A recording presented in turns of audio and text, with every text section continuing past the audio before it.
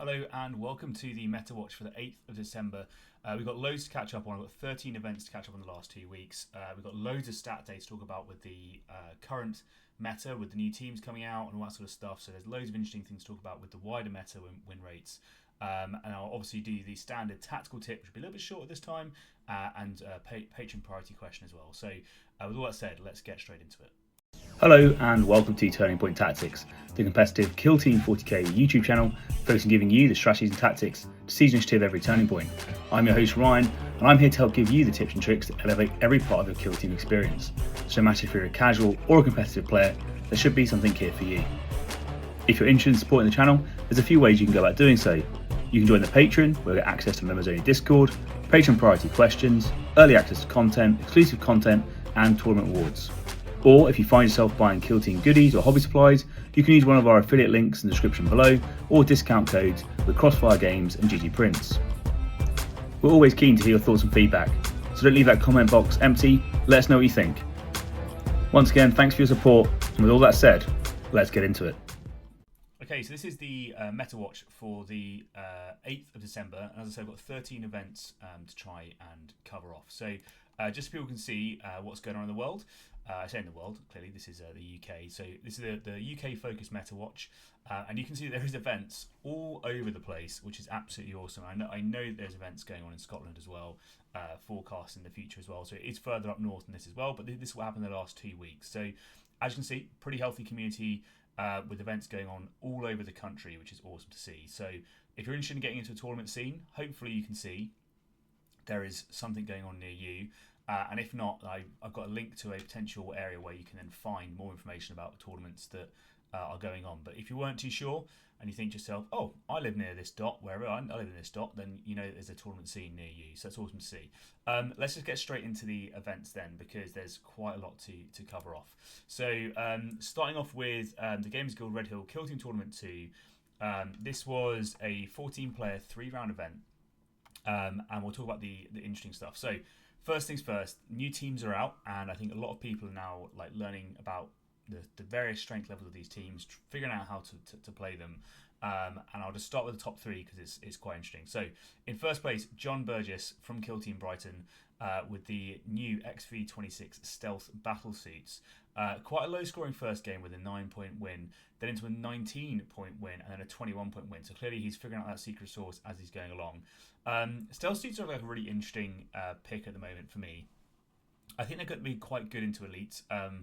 Essentially, if you want to run forwards and try and kill stuff, and you don't quite have the threat ranges to achieve it, or you fail, these guys can hit you with some very powerful fusions with accurate 3 rerolls and that sort of stuff, which can do a lot of damage to particularly fragile elites. So I think a lot of people are sort of struggling to figure out how you have to play against these guys, because the way that the stealth field works means that you can't just hold back and not engage with them, because then you won't be able to see them or do anything with them.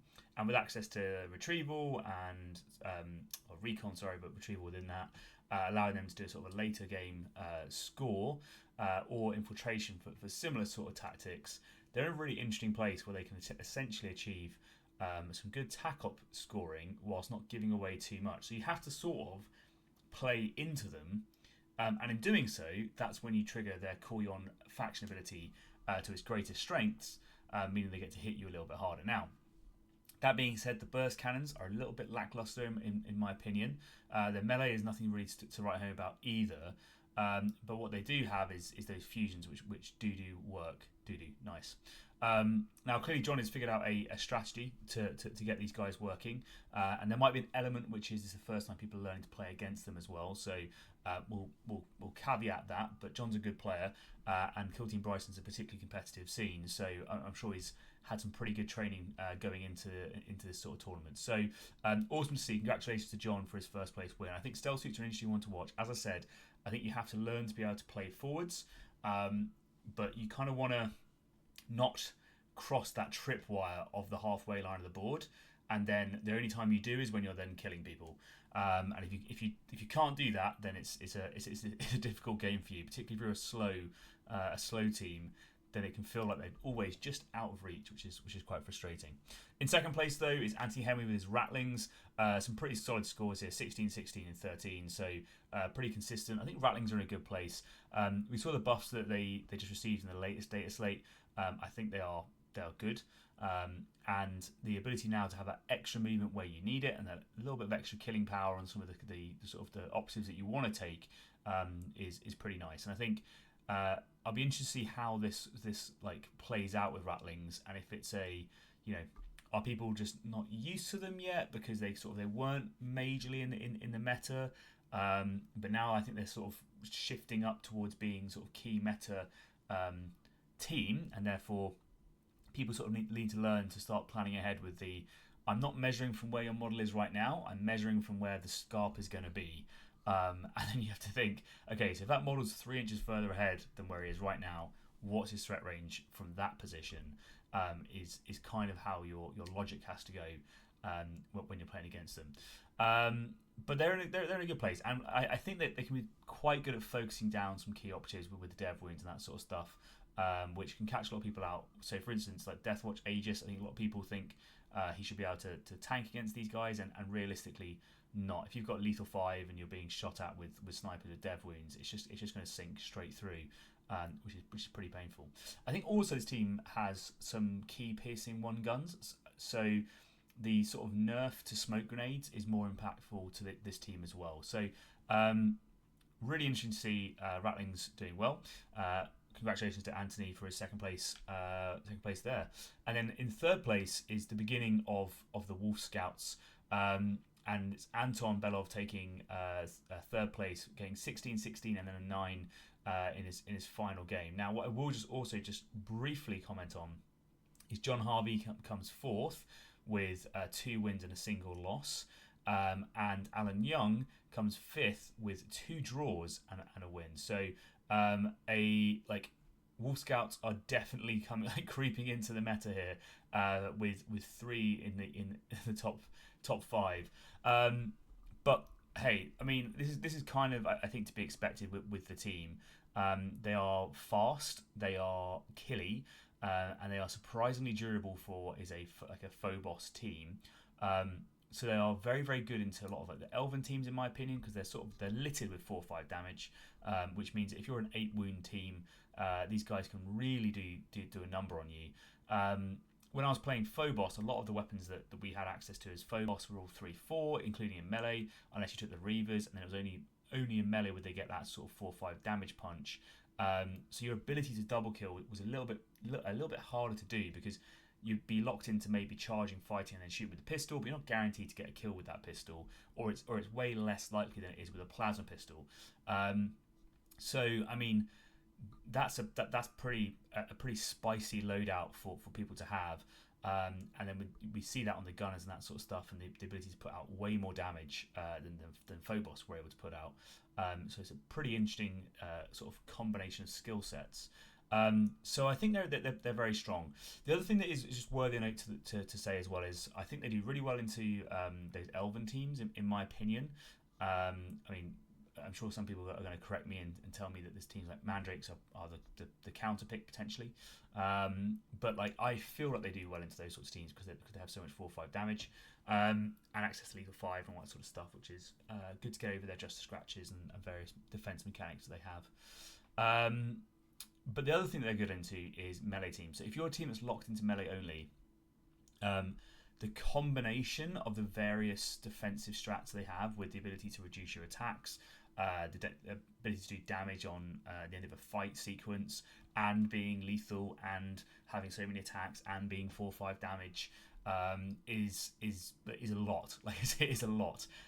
So if you're not particularly proficient melee team, or you don't roll well because you have less dice or whatever, and therefore you're not getting the stacks you need to get, it can probably feel, I imagine, quite rough into that sort of defensive stats. So and we'll get into the wider stats in a bit, but Wolf Scouts are definitely performing very, very well.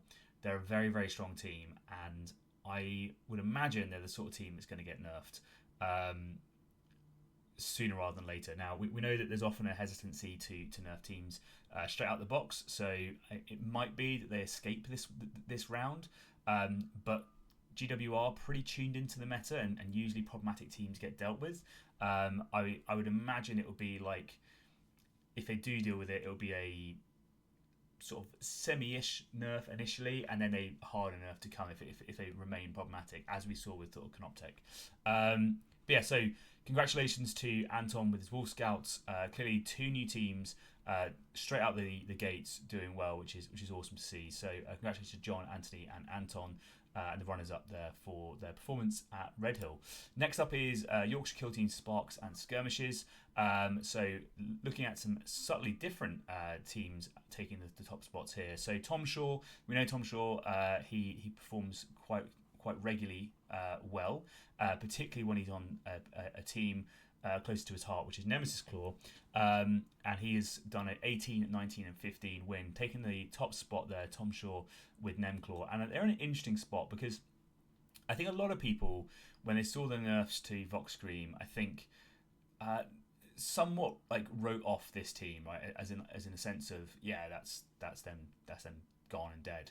But actually they seem to be performing still pretty well, and they do have a lot of good just raw abilities, I think, to be able to get some nasty damage out onto people. And for instance, like if you get the Skin Thief or the Shrieker into melee with any sort of key operative, they're probably going to blend them, and that's pretty scary. And the fact that they can also hide in melee with those chains, it can become quite problematic if you find yourself like just being gunked up by Marines that are then essentially going to hide until they can counteract, kill you, and then move off somewhere else, or charge you in the next turn. So good to see that Tom still at Secret Source going with Nemclaw and taking first place there.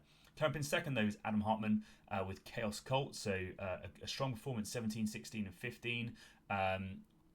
Again, like so. I've been saying for a while, I think Chaos Cult are pretty strong. We've seen in the UK some pretty consistent, I think, performances with Chaos Cult.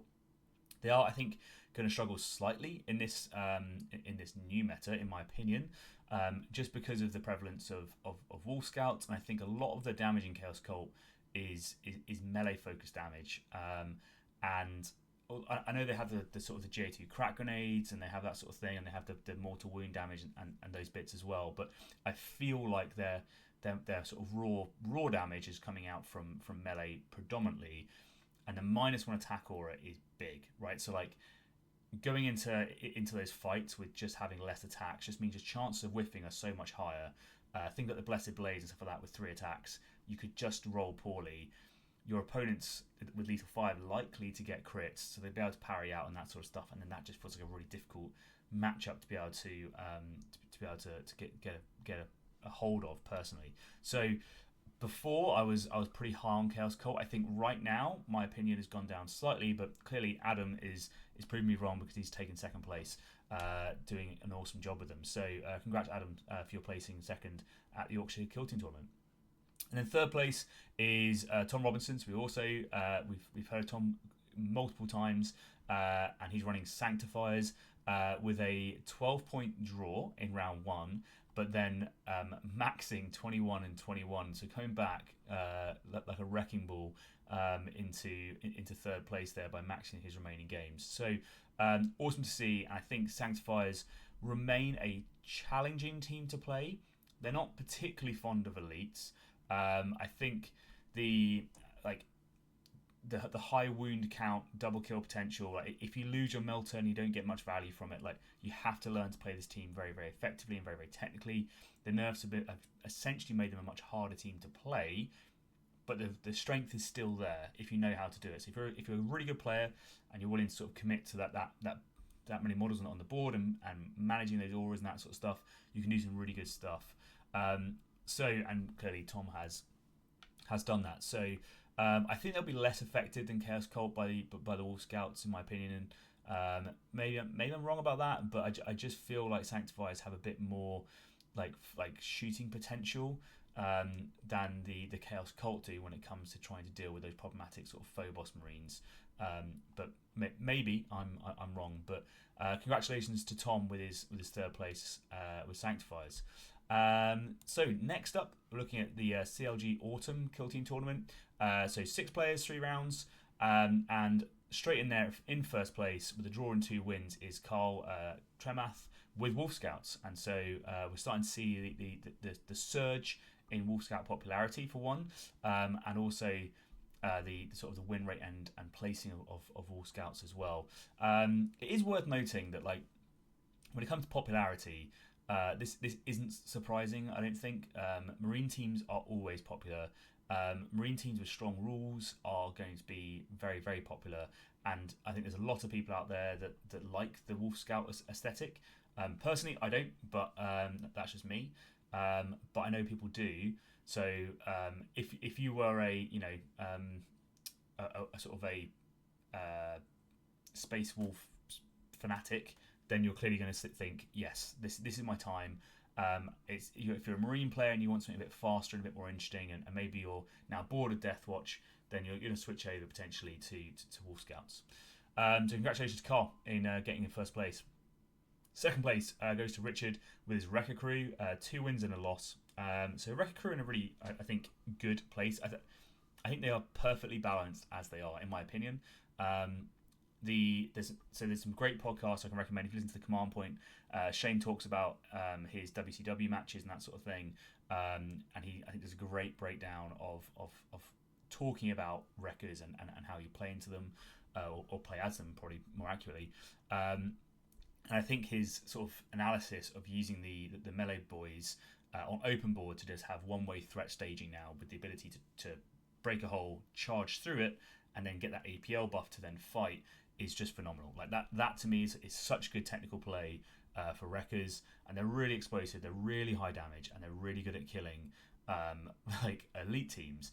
And the Wrecker points, if you're generating them in the correct way and you're using them correctly, can help get around some of those more problematic issues of, well, yeah, you only get this many hits or whatever. So if you have those swingy dice, those Wrecker points can just get you what you need to be able to do the damage you need to do. And with 5-6 damage, pretty much across the board, they're really good at putting the hurt on against key elite teams.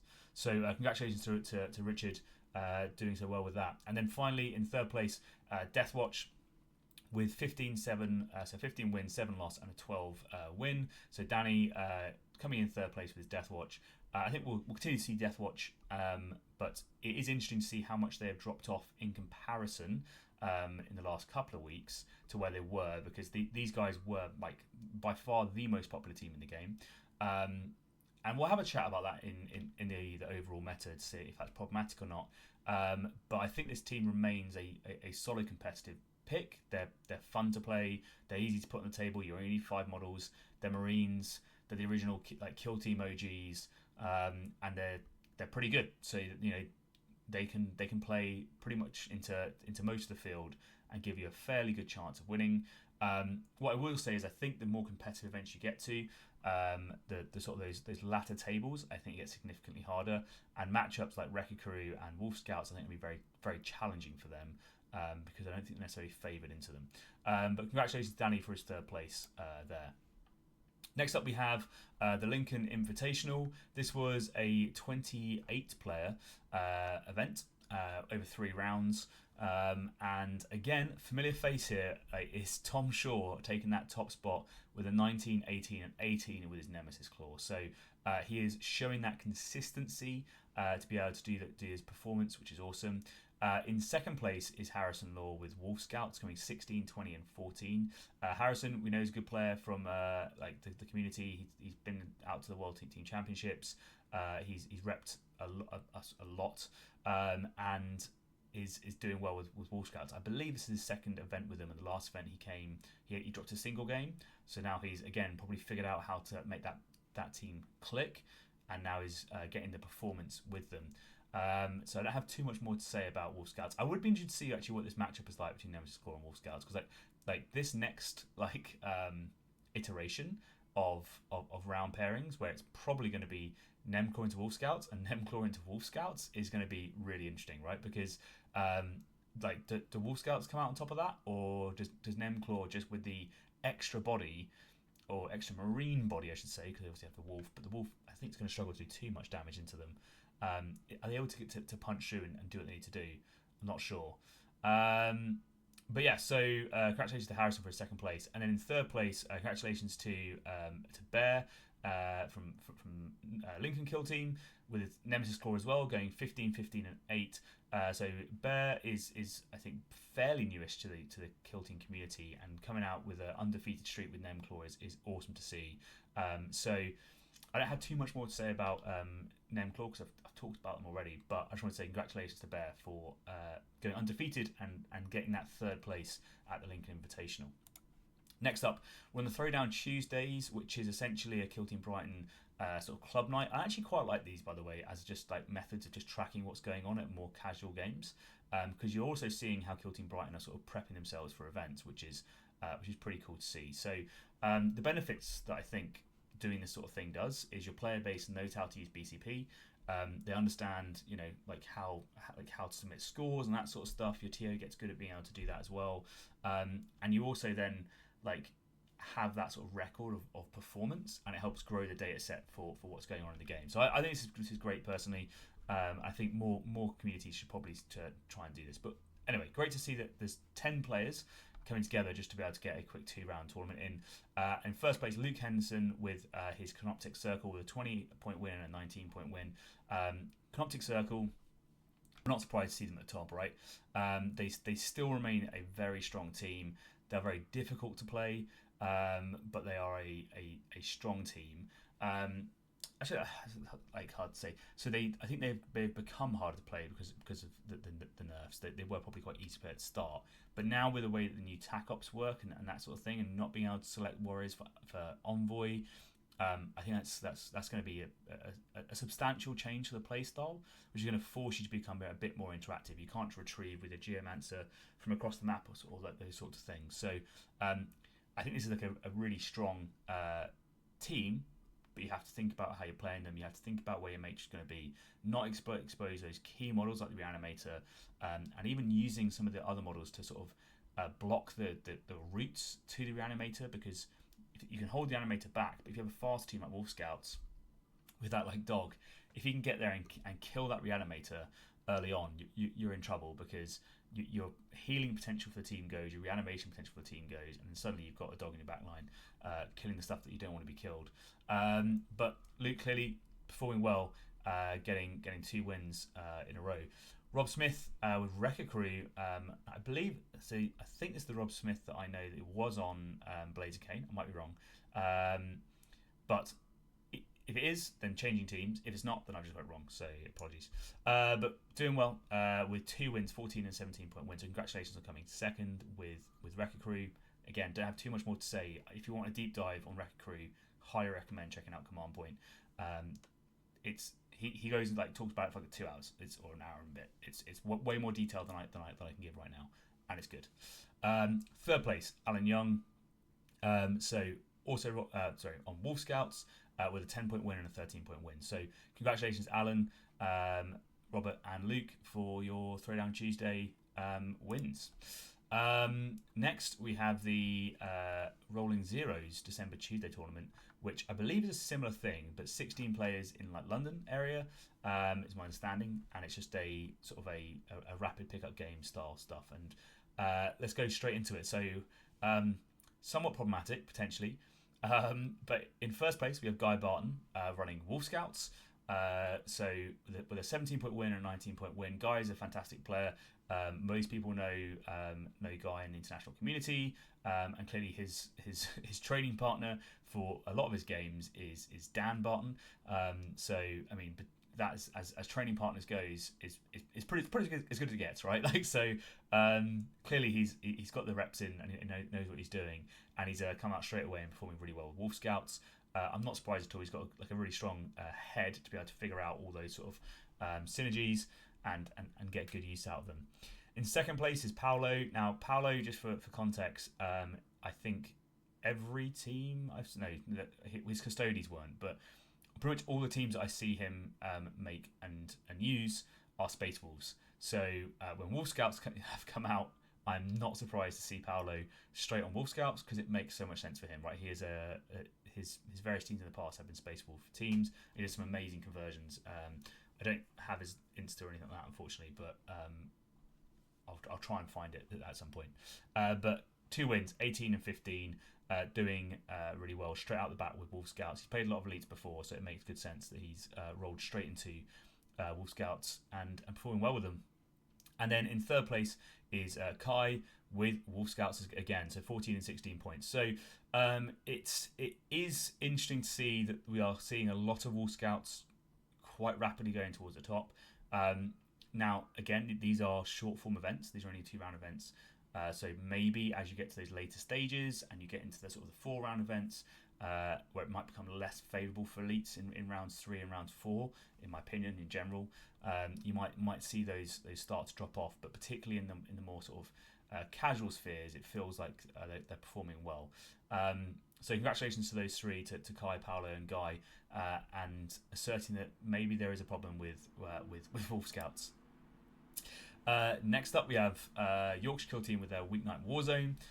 So again, this is 12 players based in Sheffield, I believe. This is where these guys run out of. I'm pretty sure it's the outpost that they do this. It might be the other one in Sheffield, but I'm sure Declan will, or Johnny will correct me in the comments if it's somewhere else. But in first place with Rattlings is Thomas, going with the 19 and 15 win, which is awesome to see. So again, we talked about Rattlings already, and I think there is some play in this team as people get a bit more hands-on. Hopefully they'll be able to figure them out. Second place is Declan with his Sanctifiers with a 13-point win and a 16-point win. Again, talked about Sanctifiers already, but Declan's a great player. He's the local TO for Yorkshire Killteam as well. So interesting to see him switch off of the sort of standard Inquisition or Blaze of Cain that he's been playing previously and trying something a bit new with Sanctifiers. And clearly it's going well for him, which is good to see. And in third place is Leo with his Stealth Battlesuits with a 14-point win and a 12-point win, which is awesome to see. So Leo, I believe, was playing Wreckers last time I saw him in the community. But now he's switching up to Tau and Stealth Suits and doing well. So again, like I'm actually, so Wolf Scouts I kind of just like get straight away. I'm like, yep, they're going to be good. And I'm not surprised to see them performing well. Stealth Suits, I'm really interested to see how they continue to perform because they feel like a very difficult team to play. But when you play against them, I think that the 3-inch stealth field is too strong. Like I think for a lot of teams, if you're not quick, you just can't reach them and you just can't interact with them, particularly if they can get onto vantages and that sort of thing. And they're just standing in the open, you just can't reach. So yeah, Stealth Suits can do a really weird asymmetric game where they can essentially stage up on vantage and just chill out there and only move forwards to do damage. And if you move into their half, they can do a lot of damage to you very, very effectively. So I'm not quite sure if that's how Leo's been playing them. And I'd be really interested to see how people play them on Toon World and ITD and that sort of stuff, because I think it's going to be a very, very different game for them. But congratulations to Leo, Declan, and Thomas. Next up, we have I believe this is Bristol Killteam. Yeah, Bristol Killteam Christmas Tear Up, which is 14 players, 2 rounds, but with an extra round played, I guess, to have a final undefeated. So, which makes it, I kind of like that actually, like battle it out for the last position. That's a good way of doing it. Maybe push it over to the next day, and also like.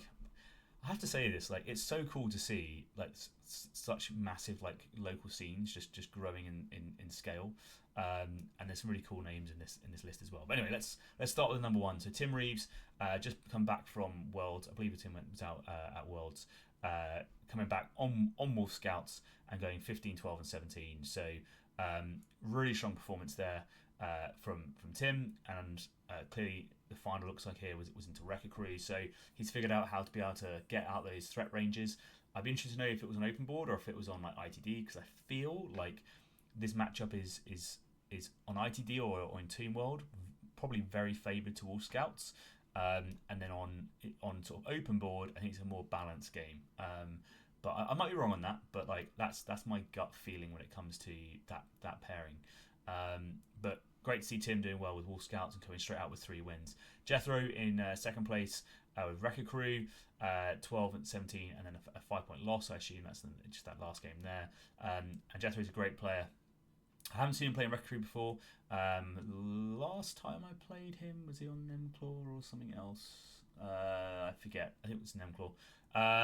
But he's a great player, and clearly that matchup is a tough one. So I'd be interested to hear what those guys' thoughts are on Wolf Scouts versus Wrecker Crew, because on paper, Wrecker Crew are pretty good at stomping elites, but they are significantly slower than the Wolf Scouts are. So I wonder how that feels, and is it the storm reducing attacks and that sort of stuff? Can you just get into melee and just bully the orcs?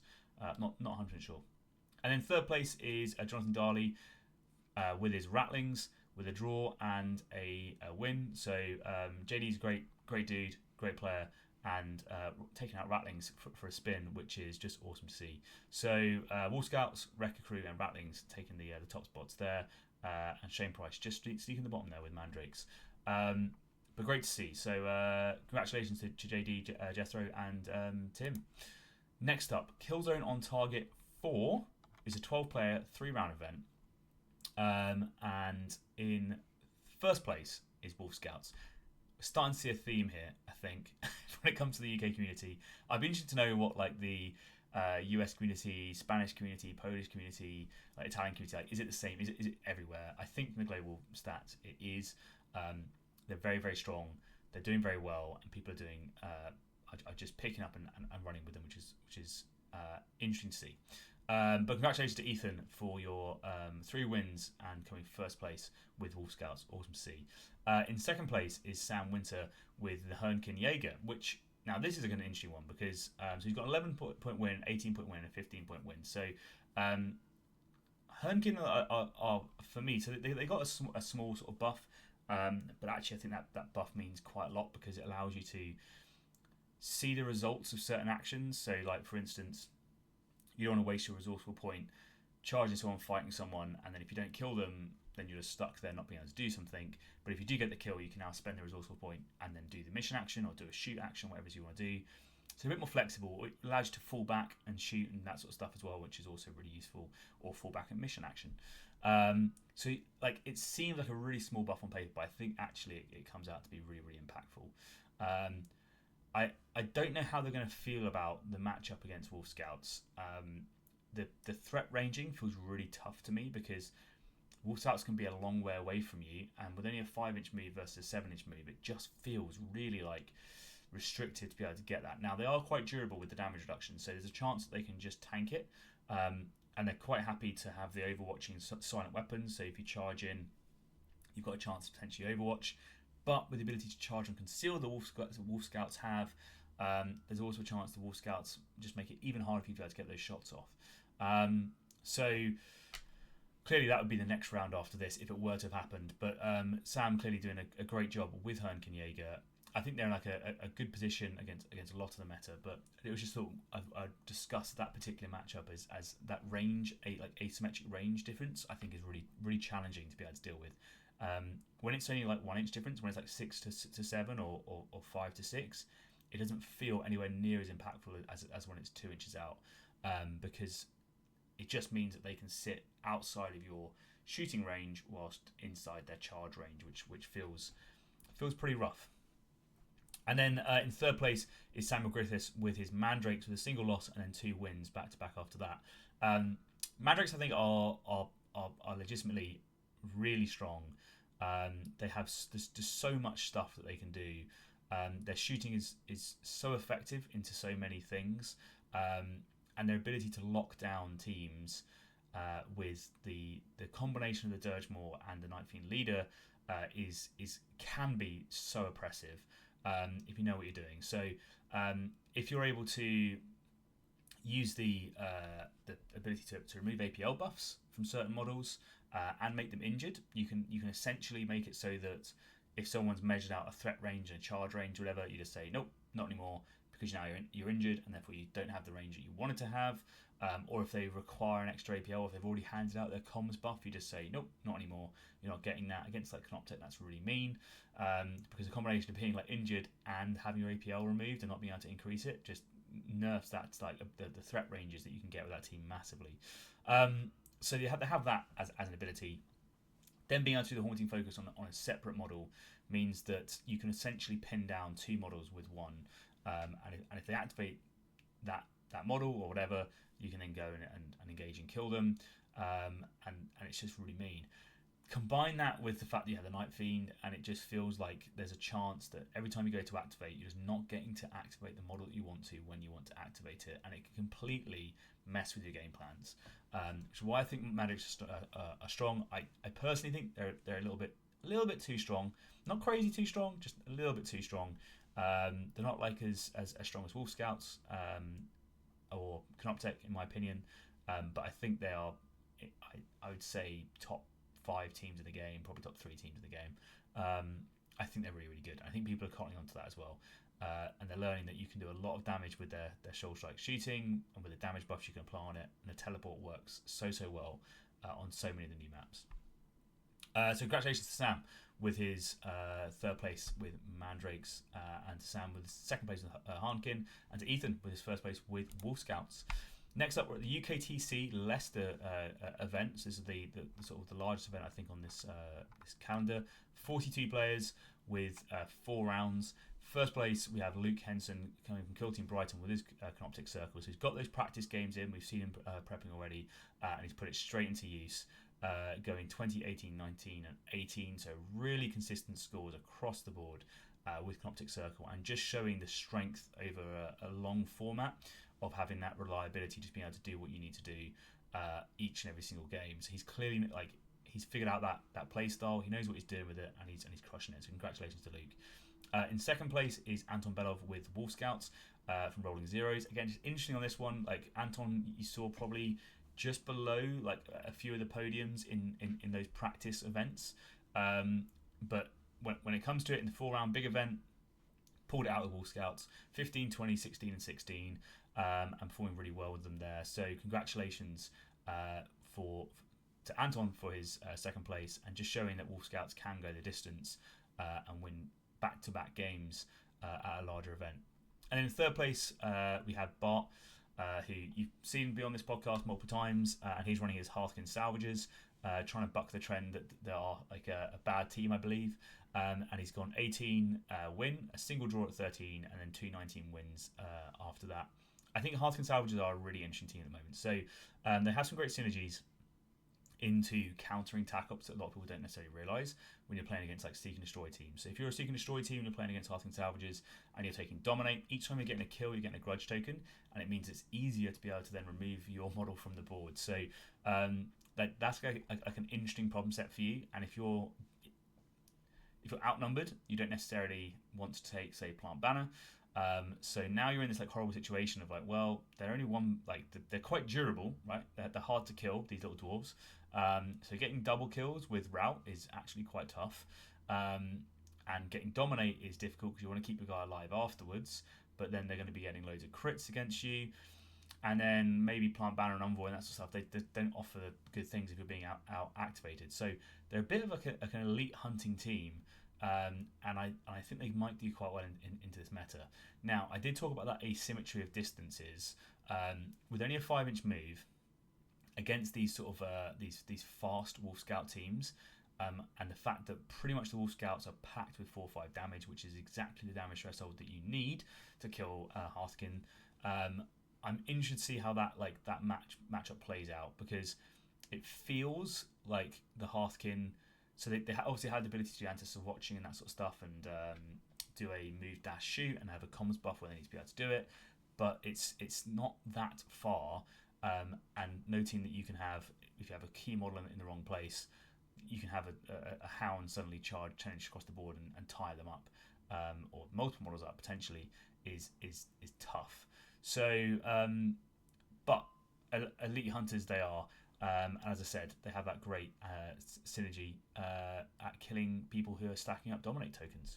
But congratulations, Bart, to your 3rd place at Leicester Killteam event. This one's just like a funsy, just sort of I throw it in there to show you what they're doing, because it's only Deathwatch. So clearly Deathwatch are broken, because Deathwatch won this one, right? But it was just a local event they held in London, which is a Deathwatch death match, and just basically just going into the mirror matches round after round after round.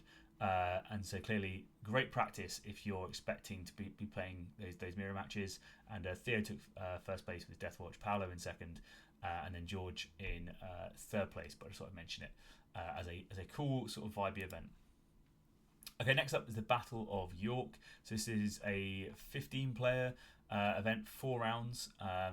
And in first place we have Wolf Scouts, being run this time by Elliot Rushton, and going undefeated 14, 18, 12 and 13. So a really strong set of performances from Elliot there. He's a great player, as you know. He was on Goremongers previously to this, and I think there's a lot of synergy in the way those teams play, because they're fast, they're deadly, but I think Wolf Scouts are a bit more durable most of the time, and maybe have a few better tricks to be able to help you into the wider field of matchups that you would expect to see in this meta.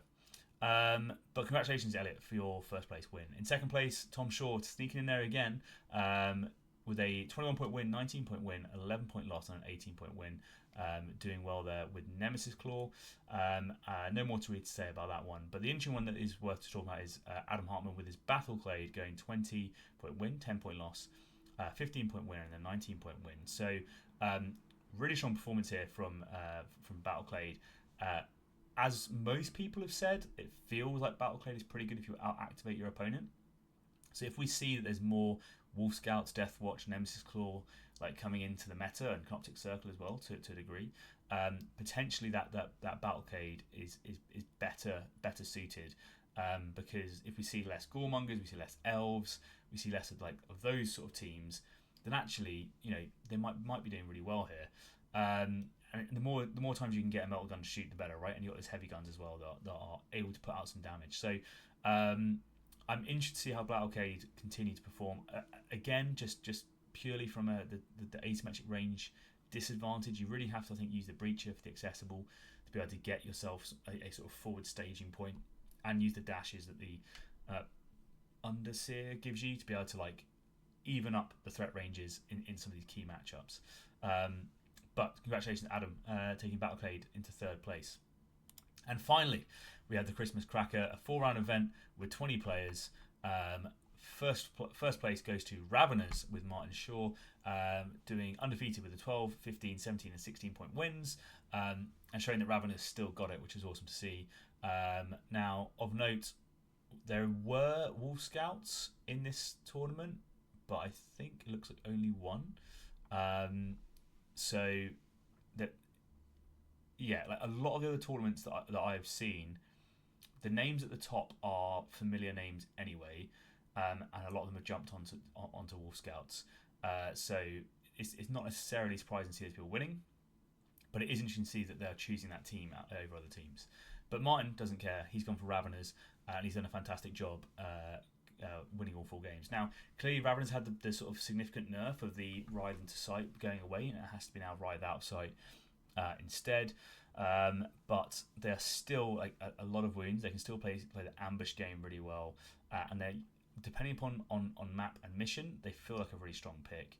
I'm interested to see what this team would be like in a teams format, where you can maybe enforce that a bit more, where you can force a favourable mission or force a favourable map, to be able to maximise the use of sort of the Prime's APL control objectives and that sort of thing, because I feel with those sorts of abilities that they can become really, really difficult and challenging to deal with. In second place, Matt Cowabunga Brown with his Wrecker Crew going 3 wins and a single loss. But keeping it consistent though, I just want to score 13 points. Some call it unlucky, not Matt, getting in second place. And we talked about Wrecker Crew already, but congratulations, Matt, for your performance. And then we have in third place Andrew Lynch with his Angels of Death, with a single loss and then 3 wins, showing that maybe the hipster Marine team is the way to go. He runs, if you guys aren't aware, the best YouTube channel on YouTube about Killteam, unless of course you know about any other YouTube channel. that is a joke, by the way, for people that don't know. But yeah, congratulations, Andrew, for running Angels of Death. I'd be interested to know what faction chapter tactics he chose, and how he got on with the team, because they seem to be underperforming a little bit, but he's managed to get third place and done pretty well with them there. Okay, that is all the events, the UK events recap. If I've missed your event off, please do drop it in the comments and say, hey Ryan, you missed this event, with the link to the BCP, and I can then easily cover it next week, which would be awesome to do. But if that has sparked your appetite and you think to yourself, hey, you know what, I would really like to play some more Killteam, where can I find out about these events? Clearly, as I said, you've got this map that I've shown you. There's dots all over there. That's what's already happened, but there's plenty more still to come. And if you go to this website here, which is talkify.com/KT events/pinboard, there's local TOs are able to upload their events and put data in to be able to show you where it's happening, when it's happening, and a link to be able to buy tickets and that sort of thing. So I just thought, again, just quickly just run through these so people can see. So you have Yorkshire Killteam on the 13th of December with their Jingle Bell Brawl. You have Venator Tabletop Gaming on 13th December for theirs. I was going to go to this one, but sadly have to cancel because I've got a confliction. But I'm sure these guys are going to have a great time without me. Then on the 20th of December, we've got two tournaments. One in Notts in Sutton, Ashfield, for the Christmas Clash. This one I am going to. So I think there's a few tickets left. So if you're interested, reach out, see if you can secure yourself the last couple of tickets, because it'd be awesome to see as many of you there as possible. And then also at the same time, we have in Stockport, if you are further north, you have the Deadwood Yule Log tournament as well. Then there's a slight gap, because apparently there's a thing called Christmas and people don't want to play Killteam in a tournament setting on Christmas, but I'm sure people will be playing it on their kitchen tabletops all over the country with their families. So we're jumping then to the 10th of December, and this is a tournament that I am running and TOing on behalf of the UKTC. It's not the 10th, sorry, it is the 11th. It's just the Sunday. It's a single day event, 3 rounds, golden ticket event, and you can buy tickets for that at the UKTC website. Just go to uktc.com and you'll find it there. Also, on the Saturday, you have Deadwood Leave No Survivors in Stockport. So potentially, if you're a diehard, you can go Saturday straight into Sunday, back to back it, and get two tournament games in at the weekend with all the sort of ITC points that you'd want. Again, in London, Rolling Zeros, you have Adepts and Aspirants, which is one of the beginner-friendly tournaments. They run three-round events on the 10th as well. Further north, then, you're up into Killteam in Edinburgh. I did say there's some Scottish tournaments going on as well, so if you find yourself up that way, 24th of Jan, they're running a Killteam 4 3-round event, which looks awesome up there. Then you have Bristol Killteam towards the end of the month on the Saturday the 31st. Sadly, it conflicts with the London Killteam event, because I would like to go on to both of these, but I'm going to the London event because I booked tickets before. But then you also have the Bristol alternative if you can't go to the London one. So you've got 2 options there for at the end of January, some tournaments as well. And then Saturday 7th of February, Yorkshire Killteam are into their Strong and Northern, and that's at the Outpost in Sheffield. And then finally, 21st of Feb, you have UKTC Manchester going ahead as well. So there's all these events, and there's more going on. I won't cover all of them, but just so you're aware, that's what they are. Buy your tickets early. It really helps your TOs if you can actually commit to just getting those tickets nice and early on, because it means that they can book out the right venue space, they can get the right prize support, they know how people are turning up, they can collect the right amount of train, all that sort of stuff. So don't leave it to the last moment to buy tickets. It really does help them more if you can commit earlier. That is the UK events and the upcoming UK events covered off. So we're going to talk about the wider meta win rates now. So I did a poll on my Patron. I basically said, do you guys want me to do the all teams or the classified data? So just so you're aware, I'm on this website, which is pretentiousplasticOps.com, where Smiles Eyes and Gunfire does an amazing job of collating all of the kill team stats data from BCP and putting it into a very easy to understand format, which is awesome to see. And he has the ability for you to separate between all games, classified games, and 4-round games and 3-round games. So it's worth noting that like the smaller your data set, the more outrageous the data becomes, and therefore it might not be the best to do, in my opinion. So I would suggest leaving it at 3-round events, but people have said in the Patreon that they don't want me to focus on the declassified teams. They want me to focus on the classified teams, because that's really what is in the competitive meta right now for most events. So that's what I'm doing. But if you are interested in shaping the way that this Metawatch goes in future, you can join the Patron, and you also can vote, and you can say, no, actually, I want to hear more about declassified or whatever. And the link to the Patron is in the description below. So there you go. But there's going to be some perks, right, to supporting the channel, and one of the perks is you get to have a say as to what I present. So let's talk about it then. There is not really a surprise when we look at the top 5 teams, in my opinion. And I just want to talk through some of the key themes and why I think it matters. So the first thing is obviously win rate. So again, just people who are new to stats and that sort of stuff, this is basically just how many games that they're winning and how many games they're losing, sort of smashed together with, I think, draws taken out, which essentially means that Wolf Scouts on average are winning 64% of their games, which is quite a lot of games. GW used to say, I don't know if it's still true now, but they wanted to keep it between 55% and 45%. So this would be seen as a very strong win rate and probably problematic, which is why I think this team is due potentially for an emergency nerf based on win rate as one factor. But there's a more important factor, which I think is the placing rate. So again, so for those that don't know, this is essentially how likely your team is to get into the sort of the top echelons of the game. And the average rate is 12.5% as worked out on this. So essentially, if you're above that, like the higher you are above that, the more likely you are to win events. So not just are you winning your games, but you're actually getting to the end and you're placing. So that to me is a more, like, if you wanted to talk about what teams need to be nerfed, that is a more important metric than win rate alone. But clearly win rate is showing you a theme which is also going to affect your placement rate, right? But that's my personal view on the data. But each person varies, because you could, for instance, you could have a 75% win rate, but your team never gets, well, 75 is obviously doing well, but never gets many wins because you're always losing one, like always dropping one game every tournament, and that just means you're really inconsistent as a team. Whereas this means that you're consistently winning and consistently placing, which means that there's a lot of strength there. And then finally, you have this column which just shows you how many times that they've been picked. Now, personally, I don't see this as problematic if you have a team that's popular. I think a lot of people view popularity as a problem. But if that's the case, then we should be nerfing Deathwatch, because they're popular, but they're actually doing completely average on win rates and completely average on their placing rates, and therefore they're not doing better than anyone else. Like they're actually doing exactly what a team should be doing.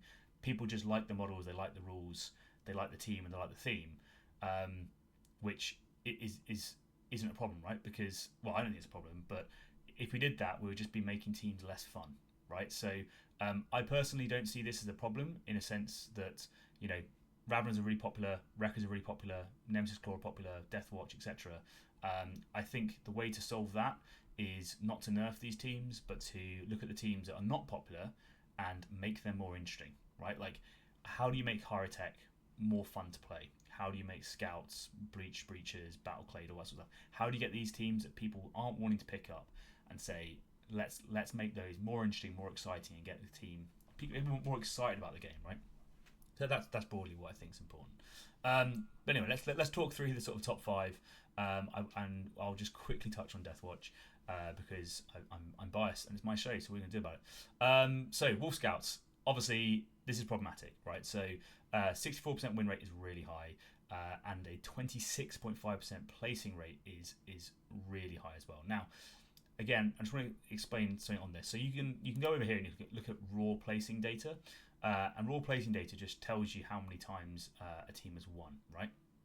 And the thing is, like, let's say you look at this alone, you could just say, oh, well, Deathwatch, they've won 18 games, or 18 tournaments, sorry. Therefore, they're broken, right? And they've had 9 undefeated streaks. Well, that's not the case, right? Because we know that they're the most popular faction by far, and therefore, if they weren't winning, that would be weird, right? Which is why when you go to this, it's about this percentage of winners, right? Because if you've got a huge pool of players, right, playing a faction, you're going to expect there to be more golds as a result, right? Because if 1 in 10 players gets a gold, well, if you have 200 players, you're getting more golds than if you have 20 players, right? Like that's just the way to think about it. So I think people often, it's something I hear in the narrative quite frequently. People get wound up about that they're winning too many events, and it's like, well, obviously they're winning too many events, but they're not winning too many. They're winning percentage what they should be winning because they have a huge player base. However, this is not the case here. So they do have a large player base, but they also have a way inflated placing rate and win rate. So that means that this team, Wolf Scouts, are, if you were taken into an event, you'd be essentially you are twice as likely to win than you are if you're taking Deathwatch, which is that is crazy when you put it in that perspective, right? So that's kind of the way to think about it. Is sure there are more Deathwatch players, therefore they're winning more events, but if you're a Wolf Scout player, you're more likely to win the event itself if you turn up, and you're twice as likely. So Wolf Scouts, problematic. I've already talked about the reasons. I think they're too durable, particularly in melee, and I think I think they have to sort of choose what they want to be. Like, are they going to be fast and killy?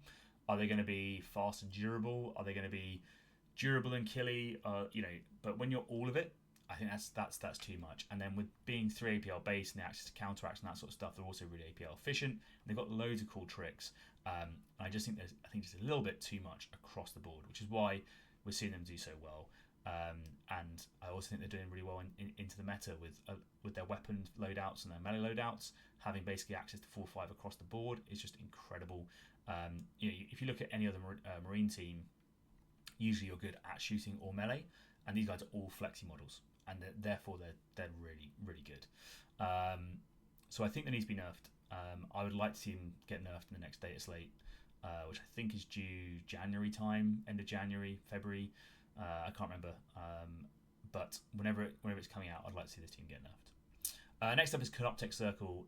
Again, so very very similar sort of story here, right? So 61 or 62% win rate with rounding, and a 22.63% placing rate. So really high placing, really high win rate, and a lot of players. So clearly these guys are picking up a lot of medals, but they're picking up medals at a greater rate than most of the teams, which is the concerning bit. So not too much more to say about Canoptech in my opinion, other than I think they remain one of the best teams in the game, and I think they potentially have an interesting matchup into Wolf Scouts, but Mandrakes and that sort of stuff. But they can still perform very very well, and good players are still routinely doing very very well with them. This is a team that I think just needs to get nerfed. We know that they're problematic. They've been problematic for a while. I think they need a little bit of a tap to get them back into line. Mandrakes in third place with a 59.79% win rate. Let's just call it 60, and an extreme win percentage of 22.84, so slightly higher than the Canoptech. And it's interesting to see that the player base has exponentially grown for Mandrakes since they've been shown off at the World Championships of Warhammer. So it just goes to show like how much influence certain players can have on a scene, because you take it, you spotlight what a team can do, and suddenly people go, right, okay, I'm on it, and they want to replicate it. They want to get that same level of success. So awesome to see. I think this team is very very strong. I also think this team does need a little bit of a nerf tap, in my opinion, because when you look at that win rate, you look at that placing rate, that is very high. And then in fourth place is Felgor, 57% win rate, 19% placing rate. Again, like I think this is just kind of like the problem that I think exists with Felgor is the frenzy is too problematic. Like I think this team remains too strong. I would like to see them. The problem is like the problem with this team, I feel, is like fundamental to the team design. Like frenzy is the issue, right? So if you're very very good at melee, and therefore they can't kill you in melee, and you have access to like double fight, or you can kill them with double shoots or something like this. And then you also need the ability to get like the critical damage to be able to kill them shooting, and it is a mess. You can sort of have a play around it, but I think a lot of people are realizing that the way to play Felgor is almost non-interactive, right? It's like I'm going to go do mortal wounds to you, I'm going to tie up in melee, I'm going to score flank anyway. So I think this team needs to be hit in some element of that, but I'm not quite sure what it is. You know, like Felgor a bit harder. Maybe they just need a complete redesign, but that might be too much to ask for a team that's probably on the way out of the meta in the not too distant future. I mean, they've got a year, but guess we'll see. And then fifth place is Brew Brothers with a 54.9, let's call it 55% win rate, and a 24% placing rate. So actually like a really strong placing rate from Brew Brothers. So either that means that within that like smaller community of players, there's a lot of very elite players playing them, potentially, or it just means that they are a team that is actually doing really well. And according to this, arguably the best horde team in the game based on their win rate and their placing rate. So maybe they're a team that needs to get looked at as well. I feel like they're more manageable than most of these other teams, but they're definitely in the league for it. So you know, I would almost say that they're like A tier, whereas I'd put Felgor, Mandrakes, Canoptic, and Wolf Scouts in S tier personally. This is where I'm at right now, just based on that. And then finally, just wanted to touch on Deathwatch because I think it's worth it, just because they have a 52% win rate and a 13.85% placing rate. They have a huge player base, a massive player base, which is actually awesome to see, in my opinion. So they're like 840 games played, just classified games been played with them, which is great. But they're not performing in above in any other metric. And I think so there's an interesting discussion point that I wanted to sort of have on Deathwatch, because a lot of people I think say when you have a huge player base, your win rate and placement rate gets dragged down because essentially they believe the more bad players you have, it hides the issue, right? But I haven't found anything that actually like backs that up. And anecdotally, and from when I speak to a lot of the competitive players out in the scenes, this is sort of like a formed opinion from talking to others. None of them see Deathwatch as a problem, and almost all of them agree that over a long format event, when you get into those higher tier games, that's where they suffer. And they're kind of better at like what I guess would be described as mid-table stomping or low-table stomping, which I think actually inflates their win rate. So if you're playing like three round events, 2 round events, and you're playing pickup games and that sort of stuff, like it's very easy for a player to go to a 3 round event and win 2 rounds and then lose in the 3rd round because they're not a particularly advanced player, that they play, I don't know, like an average amount, and they're pretty good, but they're not crazy good, nothing like that. And they go to the event, they win the first 2 rounds, they lose the last one. And I think if you have a lot of people repeatedly doing that, you're actually inflating the win rate, right? So like it makes it seem like higher than it's going to be when you actually get into the rounds where it matters, which is rounds 3, 4, 5. At that point, I think you'll start to see their win rates dropping off. And maybe that, to me, shows that actually this is a team that's inflated by having a large player base, doing well at those mid and lower tables, and actually not getting above to where they need to go. So that's me saying that Deathwatch obviously need a buff. You're welcome to come to my TED Talk. I'm joking. But the point being is I don't think they're problematic. I think I think people look at it and go, this team's a massive problem because everyone's playing this team. And I actually kind of view that as the opposite thing. I think that's a huge success story, right? It's like, hey, this team's amazing because you've found a team that's captured the flavour and the excitement and the right pricing for models and all that sort of stuff that's got people wanting to play the game. That's good. That's not a bad thing. Don't remove the fun from the team. Like, instead, inject fun elsewhere. So I personally, like, and we'll talk about some of the teams at the bottom now, but I wouldn't want to see like anything below top 5 receiving a nerf. Like I think all of these teams can probably just chill, and I think these are the teams at the top that need to be dealt with, because I want to see actually every one of these teams, well, not every single one of these teams, but a lot of these teams receiving serious buffs. I think it'd be awesome to see in the next day slate. So let's talk about some of the teams at the bottom, because there's some underperforming teams. So and I'm just going to briefly touch on it. So we have Hyrotech, Battleclade, Scouts, Breaches, and Salvagers. I am surprised with this. Hyrotech we're not too surprised by. The sort of the double whammy nerf to the kill grade was painful for them, and you can see that no one's actually managed to place with them. So that's pretty bad when it comes to team performance. Not just that, but I imagine all of the people who are excited to play Necrons and have that Necron vibe and are like, yep, this is me, I'm a competitive Necron player, have almost certainly jumped on Canoptech. So this team needs a bit of loving, I think. They got hit hard. It was justifiable. They were a problem, but I think they need more fun injected into them so that they give people a different play style to Canoptech, in my opinion. Same can be said for Battleclade.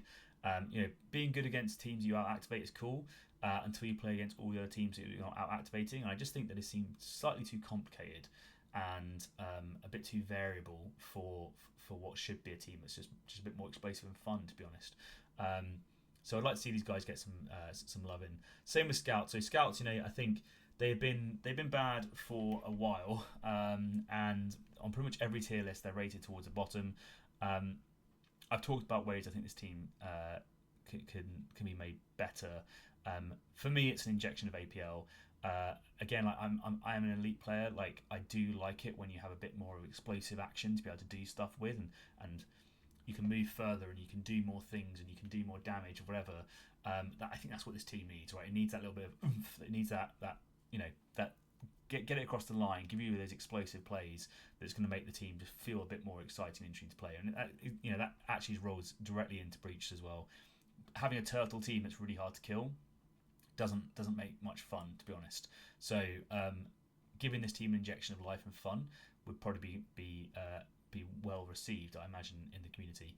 And then Salvagers is actually a weird one for me, because I think Salvagers are better than this, but it feels like they're not getting the representation.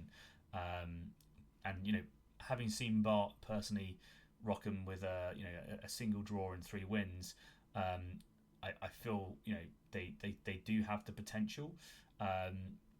But maybe that's just they're a very difficult team to play, or maybe we're just seeing Bart being Bart as opposed to a raw strength of a team. But on the list of teams that are out there, Salvagers against the table for me is actually pretty terrifying as Deathwatch, or I can imagine a lot of the other teams. I'd be pretty scared to see that as a potential. That's all I'll cover on this, because I had so many events to catch up on. So I just wanted to quickly do some global stats and talk about them. If there is a certain team you want me to talk about that I haven't talked about, drop it in the comment section below and say, hey Ryan, next week I'd be really interested to hear you talk about X, Y, or Z, and I can maybe do a bit more of a focused look on those global meta win rates, because I think people will be interested to see them. And we can talk about them and where we think the team's going. Should they be nerfed? Should they be buffed? My big hope right now is in January we get this massive buff data slate, and we're all going to be there's so many exciting, cool things to kickstart the new year, and we go into 2026 with a bang, and everyone's excited to play stuff, and we get away from people just jumping on the same teams, and we get a bit more of that variety from those lower performing teams to kick us into 2026. That's my New Year's hope. What are you guys hoping for? Just Canoptech nerf, probably. All right. So for those who don't know, we'll move on from this and we'll go into the tactical tip. So this is a subscriber benefit. So if you subscribe to the channel, this is for you, and it's basically just a little throwaway quick tips to help give you something to think about, improve your game, and try and give you a reason to listen to the show and make everyone a little bit better at Killteam, one step at a time. But as I said, it's a subscriber benefit, and so therefore if you're not a subscriber, please just leave now, because it's not for you. You haven't helped out the channel. I'm joking, obviously, but it is just a single click, and it helps us out massively if you just go click to be able to mean that we continue to grow, which is awesome. All right, so this one is an equipment tip, and it came to me via a WhatsApp group that I'm in, and someone was like, hey, I played this in my games and I found this really useful, and I said I'm going to steal that as a tactical tip. So Thank you for that, and I will continue to do so because I'm unashamedly stealing from other people. This is how to use mines. So mines is a very underutilized equipment option I have found, and a lot of people don't necessarily know how to use them. And I just wanted to give some suggestions of how you can use mines effectively to give yourself a bit more tactical freedom or to punish your opponent from trying to do certain things. So, firstly, it has to be held within your territory, and it has a 1 inch radius. It can't be within 2 inches of access doors, or hatchways and that sort of stuff. So you're limited where you can place it a little bit. But remember people's base sizes, right? So if a model has to access a certain area and they have to go through, and they've got a particularly large base, it might be that for their base to fit through that access way or whatever, they have to trip the mine, and therefore you can place them next to areas, or you can cut them off with other bits of equipment where they either have to pay a large movement penalty, which means maybe they don't get the charge or they don't get the shot off, or they go through the mine. So like using them in that way where you put them in an area which covers off sort of two routes, so it's like, hey, I've got razor wire over here to the left, and then I've got this mine over here to the right, whatever it is, and then just try to make it so that as they're moving through, they can't actually quite get to where they want to go without tripping that mine. And using the terrain sort of like the route blocking ways is quite useful. Now, I quite like it if I'm into a team where the breakpoints are important. So I used to use this when I was playing like Inquisition against like Rubik Marines and Warp Coven, because there was a model and a lighter on my team which would have 3/5 and had crit rending and that sort of stuff. But the point being is, I could quite easily kill a 10 wound model. I would really struggle to kill a 14 wound model. But if you do 3 damage plus D3, you're guaranteed to do 4, which puts them right into a key breakpoint. So if you're against a team where they have that sort of problematic breakpoint, and you're thinking to yourself, how do I get around that? Potentially the chip damage of a mine on a key avenue or area might be what you need. And then the counterpunch can come in and get the kill where they wouldn't necessarily be able to normally. So that's one thing to consider. So using them around those access ways, using them against those key damage breakpoints is an option. You'll notice on some of the 2 world maps and that sort of stuff, the way some of the hallways are and that sort of thing, you can make it so that you're essentially shutting down a hallway by placing a mine in it or forcing them to take damage, which is another option. And the other thing you can do on Team World is place them on teleport pads.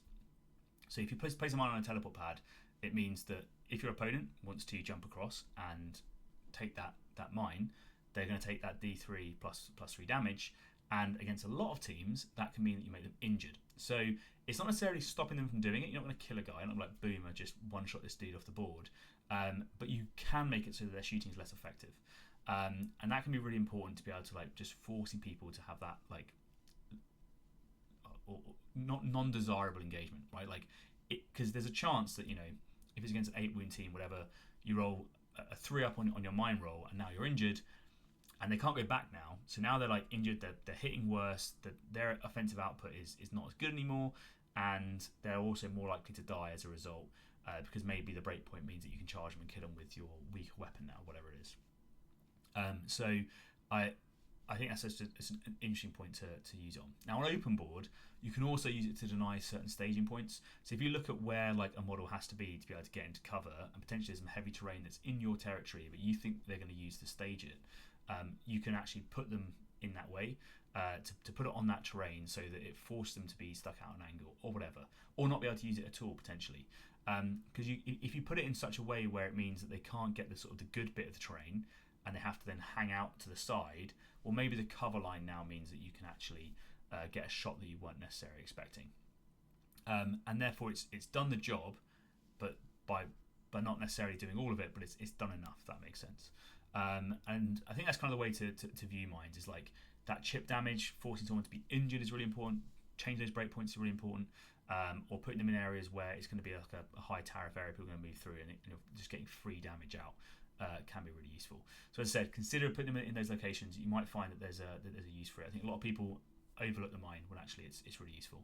And there's certain teams like Rattlings who can be real sneaky because they can run their own mines that other people can't. So if you can do that, then you can stage on a teleport, and if your opponent switches with you, they get hit by the mine, you don't, and therefore you have this one-way threat sort of thing, which is really impactful. And we talked about earlier how wreckers are really good at doing that sort of thing with having like asymmetry in threat ranges. That's a way of using some equipment to achieve the same thing for you, which again is really impactful and really helpful. So some interesting things to consider there if you're using teleport pads. Make it so that maybe it's less appealing to use that teleport pad to be able to get through. All right, so that was a tactical tip. If you found that useful, drop us a like. It'd be great. Really appreciated. And that was it for the tactical tip. Now I'm going to go to Patron priority question. I appreciate this episode is overrunning a little bit, but I like to try and do this each time to just give us a little bit of payback to the patrons, just to basically say thank you for supporting the channel. As I said, if you want to get your question answered or you want discussion talked about on Metawatch, which I try and do weekly, you can do that. You can just join the Patreon. It costs us little, I think £3 a month, which is basically giving me a coffee to be able to fuel me to get the editing done of these in time. And then with that, I can then, you can put in there, hey, I've got a question about X, Y, or Z, whatever, and then I'll just be choosing them as we go through, and I make sure I've answered all the questions before we move on to the next set. So it will get answered at some point, and hopefully you'll find it useful. But to my patrons, thank you very much for the support. It is greatly appreciated. It means I can keep doing this and want to keep doing this, which is what it's all about. So the question broadly was focusing on deployment tips and how what things you can do to be able to basically pre-game your deployment and what you think about during deployment to make it better. So I've got a few examples here, and I'll just go through them and hopefully it makes sense. If it doesn't make sense, drop me a comment on Patreon or on the YouTube description, and I'll add more clarity hopefully. So the first thing when you're doing deployment is measuring out your turning point one. So I think a lot of people when they're putting their models down, they're just thinking, right, okay, I'm just wanting to go X, Y, Z, whatever. I just need to get people down, and that's it. And I don't want to put people in blast range, or whatever it is. Actually, you need to think about where your models want to get to. So this is like the sort of the beginning of, you need to have a game plan for not just turning point one, but turning point two, because that's how you're going to get there. So where do you want your models to go turning point one?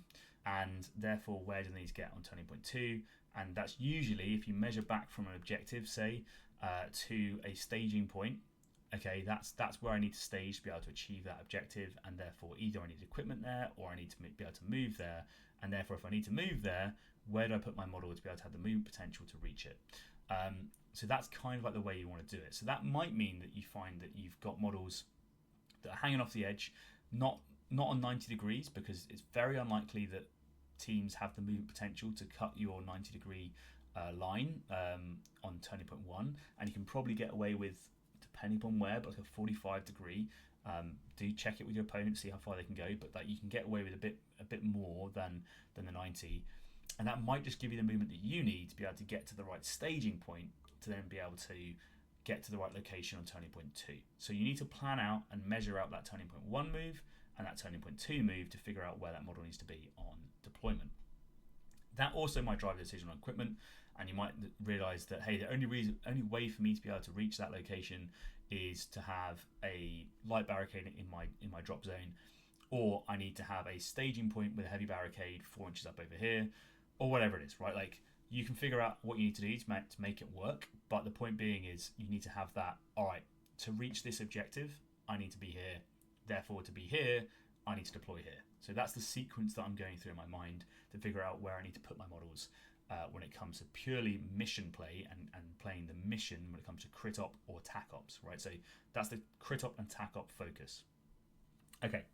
The next bit is, once you've done that, you then want to think about spacing. So if your opponent's got access to blast, torrent, whatever, they're melee models and they're going to do double charges, then you need to think about spacing. Now, I suggest you get a tool for this, and this week, hopefully, I'm going to release a video talking about a brand new tool from Broken Token that's come out to help you do this and make it even easier for you to be able to space for melee operatives. Blast and torrent, I see people do really, really easily because they measure the 2 inches, but people never think about melee, and they always get caught by double charge. But essentially, it's a disc that shows you where the base will be placed, and it shows you the engagement range, and you can then measure and space out where people need to be to make sure you don't get double charged. Reducing people's ability to double charge you is massive. Reducing people's blast opportunity is massive. So measure out where you need to be able to go for that turning point 2 move, turning point 1 move, where's your staging, and then put a proxy there. Figure out where your spacing needs to be that for blasting, torrenting, or for melee charges, and then you have a separate sort of proxy to say, okay, I can put 2 models in this location, but they need to be this far apart. And that can drive your decision on where your guy needs to be and where they need to be. Because it might be that actually the slower moving Gravis model needs to be hanging out over the edge because he's going to space out to the right, and a really fast Phobos model can get to the place where you want it to go really far anyway. So it made more sense for the Phobos guy to be tucked in than it did to be the Gravis guy, because of the movement that was required to be able to achieve those objectives that you're trying to set out. So firstly, measure out TP1, measure out TP2, determine your objectives from that. Then think about spacing. Consider tools. You've got the 2-inch measures, you've got the 1-inch measures, you've got the 3-inch blast measure, whatever it is.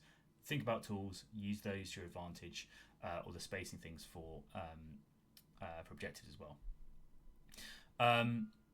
Next bit is going to be tied into that is your opponent's threat ranges and your opponent's threat lines. So again, when it comes to where you want to position those models, if you just think about, right, where can your opponent actually reasonably get to, and where can they get to next turn? So a good way of doing this, and I guess a perfect example is like a Quillens. If you just draw a straight line from their deployment zone all the way forwards and be able to say, right, well, how far physically could you possibly get if you were in a straight line? That will give you a maximum like cover line problem.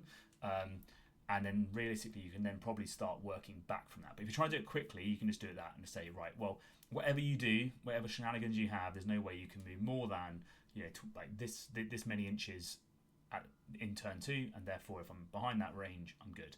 And that's a good way of doing it. But again, the point being is that's going to inform where you can stage. It's going to inform the angles of where you can stage, which is going to inform the placing of where you can stage, and that can be all the way back to deployment. So maybe you have someone that's hanging out at a 45-degree angle because you know they can't be reached, and your opponent can't get to the cover line to be able to shoot them, which then gives you the optimal spacing to be able to reach the objectives, which is a way to do it. The next one is going to be threatening multiple lanes and options. So this is like flexibility is kind of what I'm getting at, but it's the first one is flexibility with shooting. So the example of this is, let's say I'm playing Tumult or I'm playing ITD, or this is where it comes up the most. I see people all the time, they'll put like a key gunner sat directly in the doorway, ready to lock down one lane, right? And the problem is that like they don't then have the movement potential to switch to a different lane. But if you're always planning to shoot from that door, then if you put them so they're like in between the 2 doorways, then you can potentially swing left, cover one lane, and shoot that way if someone exposes themselves, or swing right and shoot the other way if they're exposing themselves in that way. I rather say exposing themselves. Lol. But my point being there is that like you want to try and have it so you have these flexible options. My gunner can move to this door, or my gunner can move to this door. My spotter, who's going to do the seek light, can move to this door, or they can move to this door. If they're locked into like, I can only do this one lane, then you free up your opponent to just be able to move down the other lane where they know it's free, and it's going to take you an entire turn to move someone over there, and then an entire turn to be able to do the spot thing, and then by that point they've already moved on and done what they need to do, right? So having that flexibility, and like say, again, rattlings are a good option with this. Consider where that spot is going to be, so you can then use your Scarper plus your move to then do the spot ability, right? Like if you don't have that flexibility and you can't reach those windows to be able to gain that visibility and gain those sight lines, then you're denying yourself the ability to be able to do anything with them. So like having those key threats to be able to go either way is really important.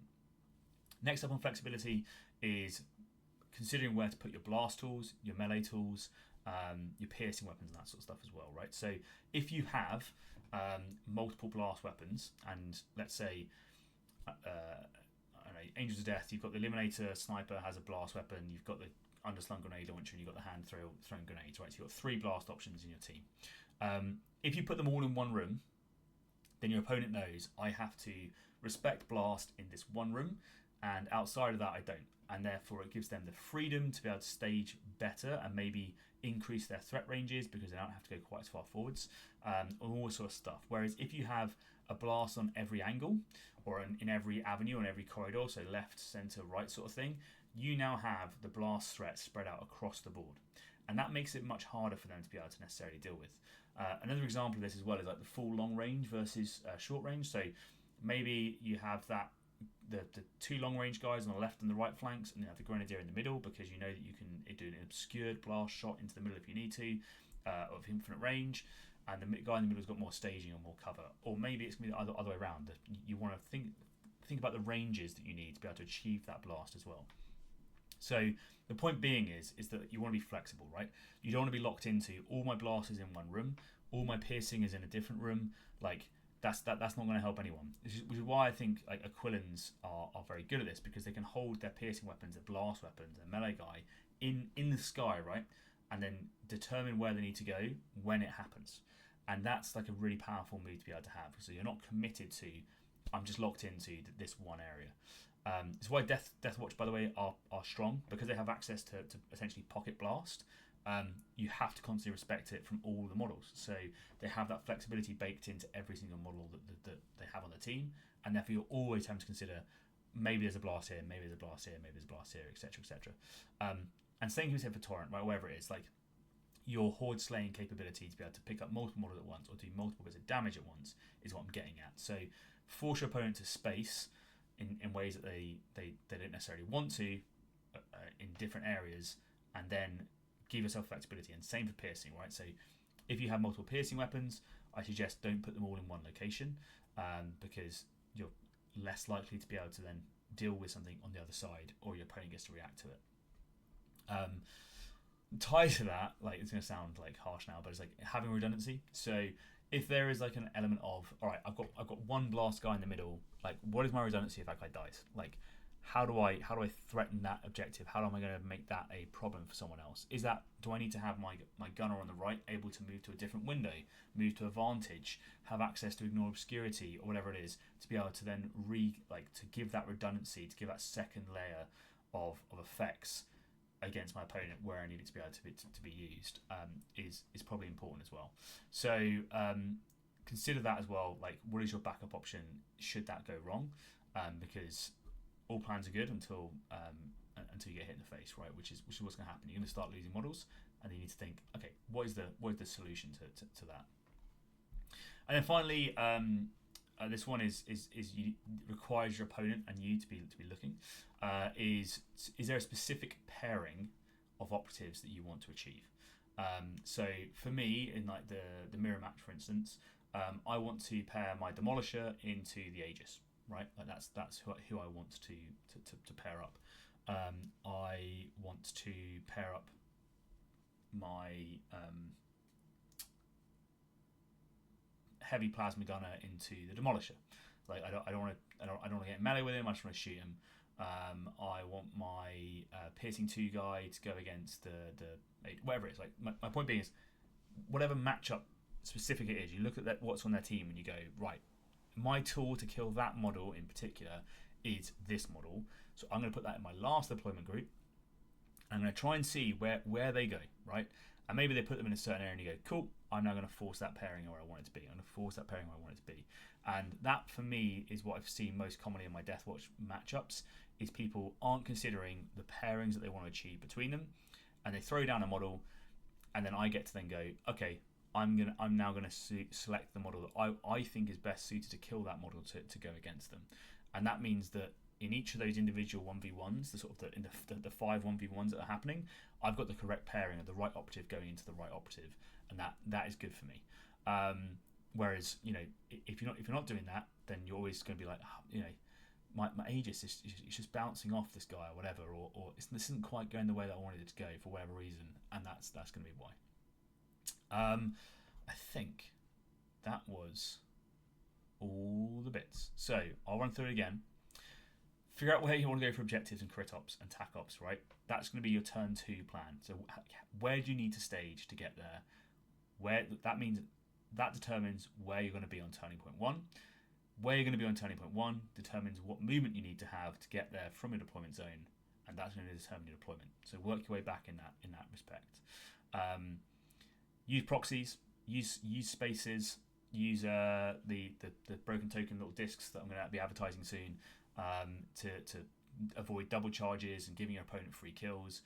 Use the various measuring tools to make sure you're spacing correctly, so you don't give away unnecessary damage and kill opportunities to your opponent. Consider your opponent's threat ranges and threat lines, right? And you can use that physical theoretical maximum, and then you can tailor it back based on where their models actually are. And that can give you potentially more advantageous staging locations or placement locations. Be flexible with your operatives. Make sure you can threaten multiple lanes. Consider that placement to be able to swing left or swing right to cover 2 different lanes with a long range gunner. And don't necessarily just overcommit to one particular room with it. Use your blast, use your melee operatives, use your piercing operatives, and scatter them so you have a bit of flexibility, unless you're trying to force a particular pairing where you should then try and push that forwards, where you go, yep, I'm going to put this operative against that one.